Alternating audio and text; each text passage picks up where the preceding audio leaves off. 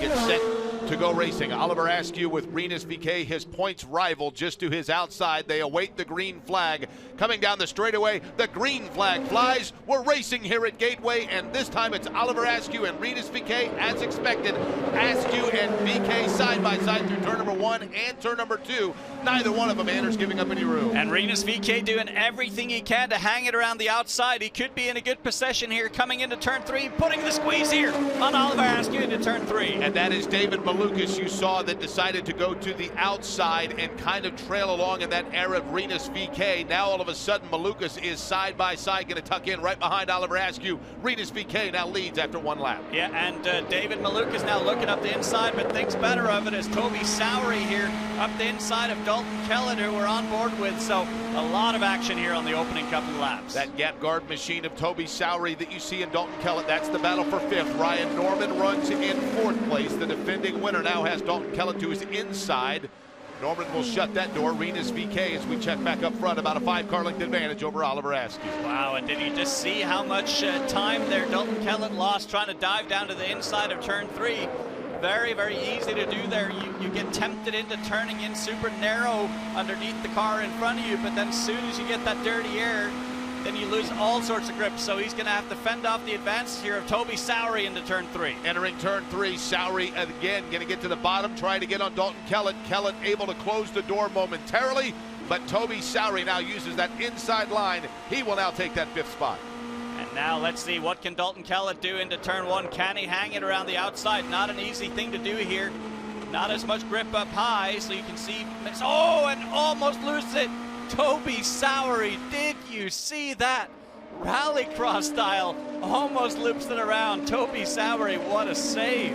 I think we just saw right there, Anders, and I wanted you to touch on it, the amount of car can get disrupted by the air coming off right there as you're trying to complete a pass. And not just that, but the fact that he was pinching it down to the bottom of the racetrack, trying to keep alongside Dalton Kellett, and of course not able to take the normal arc that he would through the corner. And boy, oh boy, was he close to losing it. And yet again, a bit of an oversteer moment. So here we have it. Look at Toby Sowery. Look at this complete opposite lock. Oh, how on earth did he save that? And here's a slow-mo look again on board with Dalton Kellett. Look at his steering wheel. So a bunch of steering input, then suddenly the rear end. Look at all the correction. Oh, and he's able to hang on to it. Brilliant save here for Toby Sowery, who's now going to have to fend off the advances here of Robert McGuinness. It's a fine balance here. As you can see, just that dirty air, how much that affected Dalton Kellett. As soon as Toby Sowery got directly in front of him, he picked up a lot of turbulent air from the generated from the wings and underside of the car of Toby Sowery, and he lost a bunch of time. And really the only way that you know how much time you're going to lose there is by doing it a number of times. So that's why you would have noticed in practice that they all worked on that extensively. And you can see now Robert McGuinness trying to make a move here. Oh, and we have trouble, and it's Toby Sowery who's spun exiting turn 2. Toby Sowery, as you saw with that battle between Dalton Kellett and Robert McGuinness, Sowery got hung up to the outside in turn number 2. We'll see how much contact there was, because he's going to drive away from those safety cars. Hey, look, I've got perhaps a bent wing here on the front, but he's able to get it back out. We'll see exactly on the replay what took place with Toby Sowery, but good eye there, Anders. You saw it kind of developing. And it looked like he was pulling away there from Dalton Kellett. I must have just had an oversteer moment, so the rear would have just snapped away from him. We obviously saw him just a few laps ago have a tremendous moment coming through turn 1 and turn 2, so we're going to have a few chances to have a look at the replay of what happened here. So look at this top of our screen. So at this point, he's already lost the rear end. So we don't really get an answer to what the root cause of that was. But and here you have an onboard look. Just look at all the smoke that these guys are driving into here. Luckily for them, Toby Sowery went to the inside of the track and they were able to avoid him. But yeah, that's a big shame here for Toby Sowery. So yeah, just loses the rear end. No, nothing else, and job well done to keep it off the barriers. Boy, Robert McGuinness got a good look at that, and it's funny, Anders, interesting to me as somebody who's a non-driver, as we see Toby Sowery now limping his way down pit road. This will put him in the 8th position, but you oftentimes, when something like that happens, you saw both Robert McGuinness and Dalton Kellett go high. We'll talk about what that means in just a minute, but first let's go down to Katie Hargan. Katie, you're taking a look in there on that Toby Sowery machine. Yeah, these Indy Lights guys are not used to pit stops in the same way that the NTT IndyCar Series crews are. So you can see both rear tires being changed on the number 2 of Toby Sowery right now. The good news is, though, guys, it does not, oh, and now we're going to head to the front side tires as well. But the good news is, guys, it does not seem as if anything is bent or broken. So Toby Sowery, appreciate it, Katie, as you take a look there. And Anders, I want to get back to that in terms of, you saw Robert McGinnis and as well Dalton Kellett. As soon as they knew there was a problem, they went high. And it sounds like a strange thing to do, but yet the driver instinct is, you know, the one who's having problems is going to slide low. That's how you avoid it. Yeah, for sure. And it's one of those where, again, it just kind of comes down to experience. And the big question mark now is Toby Sowery going to go a lap down? He may narrowly miss it. Of course, now Rinus VeeKay just needs to execute a perfect start. Let's watch for him to start accelerating any point. Here he goes. So Rinus VeeKay at the outset of this race was able to get around to Oliver Askew when it went green. Is Oliver Askew now going to be able to take that favor back? We shall see. Looks like the best battle actually is going to be that for third between David Malukas and Ryan Norman. Malukas is able to get that for now. You see Dalton Kellett right there closing in on Ryan Norman. That's the battle for the 4th position. But the leader is Rinus VeeKay. There's Toby Sowery. Now he has Lucas Cole and as well Robert McGinnis back there with him. And Toby Sowery, we'll see what he's able to do. But everybody now starting to get single file as they exit through turn number 4. Did you see how much momentum Dalton Kellett lost there? And as a result now, side by side with Robert McGinnis in that white and blue car. So Dalton Kellett tried to go down low, got a ton of aero wash, a lot of that turbulent air, and lost a lot of momentum here. So he's going to have to regroup here, and luckily able to hold his position for now. Anders, that was a pretty good restart for Rinus VeeKay. That was picture perfect. You can tell that he accelerated a little bit kind of earlier than what Oliver Askew had anticipated. So replay here of the aero wash. So let's see, no problems until he gets into that aero wake of Ryan Norman. You can see just how light the car gets, how far up the racetrack he goes up into the gray where there's very, very little grip. So job well done to hang on to it there for Dalton Kellett. As Robert McGinnis here goes for another attack on Dalton Kellett, let's see, does he keep the momentum through the center of the corner?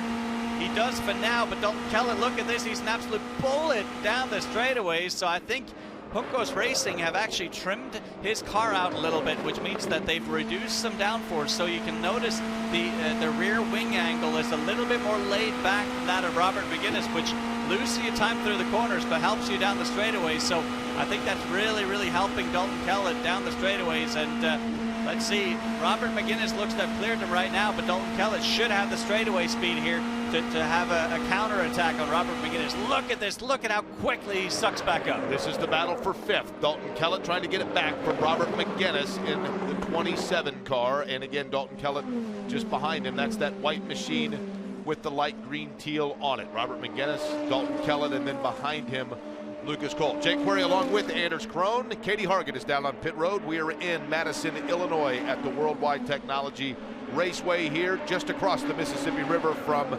St. Louis, Missouri on lap number 27 now working of 75. There's a look at Ryan Norman, who won this race a year ago. And one thing that Ryan Norman, of all people, would know, Anders, and that is when you get on these ovals, and in particular, let's go to the Freedom 100, a super speedway, nothing is done until you take that checkered flag, and you never know what can happen here in the dash to the finish. At the moment, though, 5.5 seconds back from Oliver Askew to David Malukas and Ryan Norman, so the two of them have a bit of ground to make up. But at the moment, though, Oliver Askew looking like he has the pace here on Rinus VeeKay. So I'm wondering if Juncos Racing maybe did the same thing to Rinus VeeKay's car, they trimmed it out, which again makes it quicker down the straightaways, but a bit more difficult to drive through the corners, and also puts a bit more strain on these Cooper tires. So Oliver Askew could very well have the upper hand here with tire conservation. As look at this, Rinus VeeKay, little bit of contact with the wall actually coming out of turn 2. So another look at it here.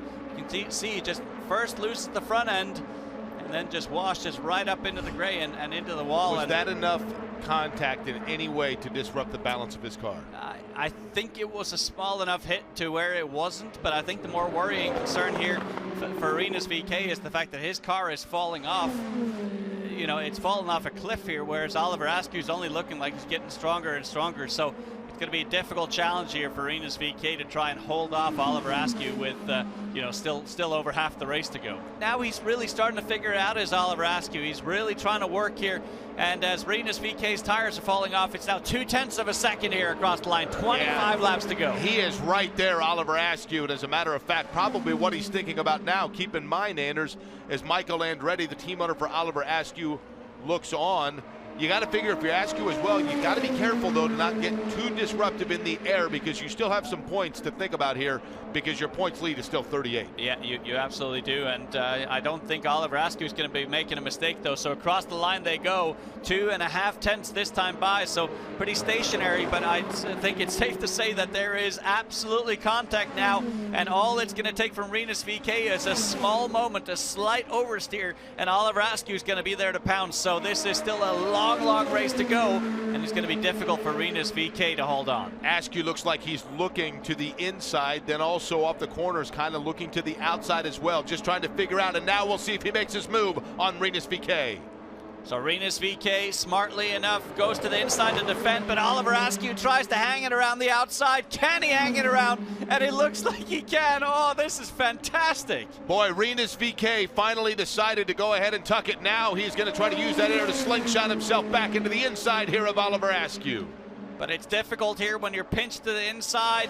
So now Rinus VeeKay really only has one more shot to get this done here. He's got to get the run down into turn one. Otherwise, I think it's going to be game over.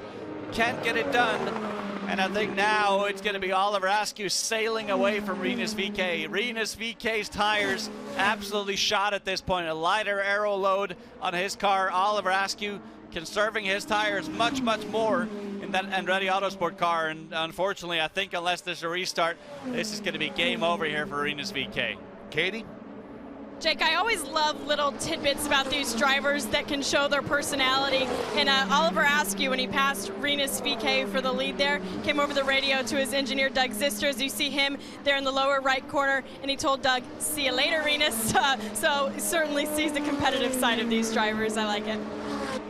Oliver Askew here on the white flag. He has had such a dominating season. He has put the car everywhere it has needed to go. Oliver Askew heading into that 3-4 combo for the final time, Anders. So just going to be breathing off the throttle here into turn 3, turn 4, knowing that he's got zero pressure whatsoever. Beautiful execution here for Oliver Askew. He got a sweep in Circuit of the Americas. He won on the oval at the Indianapolis Motor Speedway on the streets of Toronto, and the Mid-Ohio Sports Car course was a sweep. Now Worldwide Technology, the latest race course where Oliver Askew sees the checkered flag and wins in the Indy Lights. What a performance today for Oliver Askew, who extends that championship points lead. Rinus VeeKay comes in second. David Malukas matches his season best finish at third. And Ryan Norman, the defending winner of this event, comes home fourth. Rinus VeeKay to have a good day like you did here as Michael Andretti leans into the cockpit, congratulates Oliver Askew.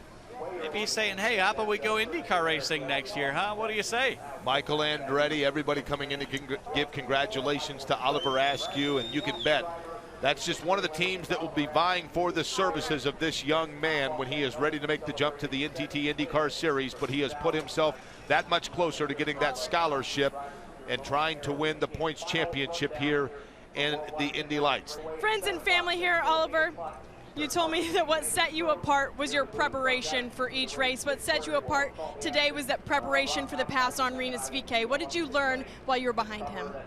I think our car was just better. I understood from the beginning that he had more straight line speed than us, so he was more trimmed out, and I knew that he was going to lose his tires at the end, and he did, and he made a mistake at the wall, and I knew that I just have to keep the pressure on and wait for my opportunity. So big thanks to everybody at Index Invest, Andretti Autosport, the Stellar company. The car was on rails today, and to be honest, I'm a little bit dizzy. I don't know how the IndyCar guys do it. 4 wins in a row. That means you got a 52-point lead over Rinus VeeKay. You just did your first IndyCar test. Is that dream starting to feel real for you now? Not quite yet. We got to finish the deal. So it's all about executing on the weekend, so that's what we're doing. Watch the Grand Prix of Portland, Sunday, September 1st at 3 p.m. on NBC.